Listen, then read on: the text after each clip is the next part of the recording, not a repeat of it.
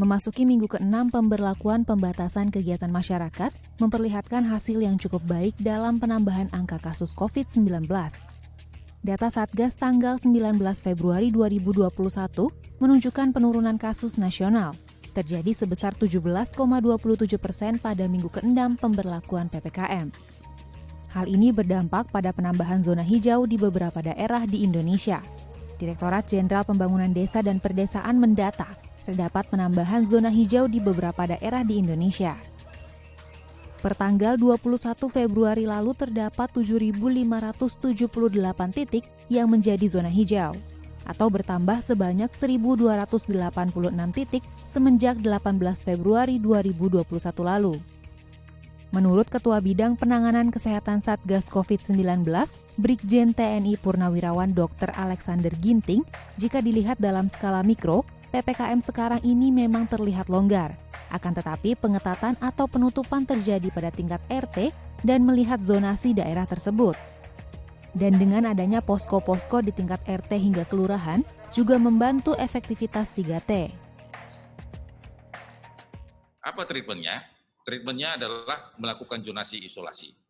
Jadi ini nanti orang puskesmas, tim pelacakan kontak yang mengetahui yang mana yang hijau, yang mana yang kuning, yang mana yang merah, dan yang mana selesai isolasi, dan yang mana yang kembali ke masyarakat. Kemudian ada pembinaan. Jadi pembinaan itu ada penegakan, sosialisasi, komunikasi, integrasi. Ini juga kegiatan utamanya. Dan kemudian yang terakhir yang nggak boleh juga kita tinggal adalah data. Makanya sekarang ini sudah ada 6.000 tracer, ada data manajernya, ada supervisornya itu tersebar. Itu sejak mulai dari bulan November. Menurut Alexander Ginting, saat ini hal yang diutamakan adalah mengurangi beban di hilir atau rumah sakit dengan membatasi mobilitas di tingkat desa. Tak hanya pendisiplinan penerapan 3M di area rumah dan desa tempat tinggal saja, akan tetapi juga di daerah kantor dan tempat-tempat umum harus juga dilakukan. Sebetulnya sejak tahun 2020 pun pos jaga desa, istilahnya waktu itu kami pos jaga desa itu sudah dibentuk dan dikembangkan di 56.000 lebih desa. Dari 74.961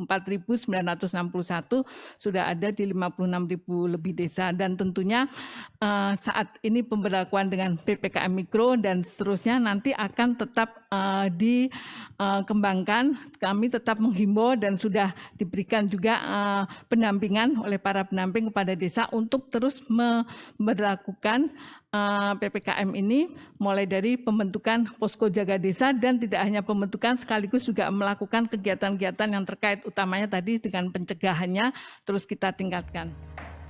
Virus COVID-19 akan terus ada jika masyarakat masih saling menularkan. Oleh karena itu, cara paling ampuh adalah mencegah terjadinya transmisi penularan virus dengan melakukan 3M. Presentia, Tim Liputan, DAI TV.